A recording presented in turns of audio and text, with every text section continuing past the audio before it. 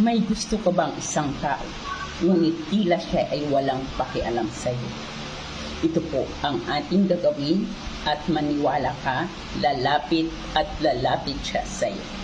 Kumuha ng babasaging baso po lamang ang maaari nating gawin.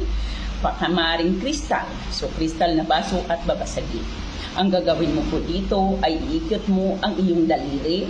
Habang iniikot ang iyong daliri, ay bigkasin mo ang kanyang pangalan. So halimbawa siya si Benjamin Javier. So Benjamin Javier.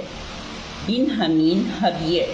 Habang iniikot mo ang iyong daliri ay bigkasin mo ang kanyang pangalan at ulit-ulitin ito ng 11 beses.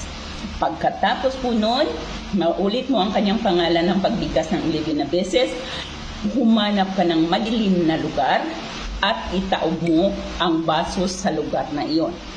Hayaan mo ito doon ng 11 araw. At magugulat ka na lamang, ang taong ito ay susunod-sunod sa iyo. Muli po nating paalala na ito po ay para po lamang sa mga naniniwala. Kung hindi ka naniniwala, go ahead. Wag mong gawin, wag mong intindihin. Maaari po natin itong gawin ng kahit anong oras sa gabi. Kahit anong oras, kahit anong araw sa gabi. Muli nating paalala, guys, ang buhay ay simple lang. Nasa sa atin kung paano natin ito dalhin. Ang mga problema ay laging nariyan, kaakibat ng buhay natin yan.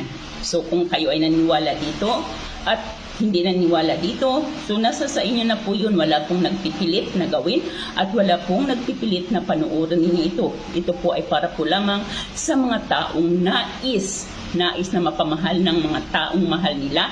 Basta't wag lamang po itong gawin para po paglaruan o abusuhin ang ating kapwa.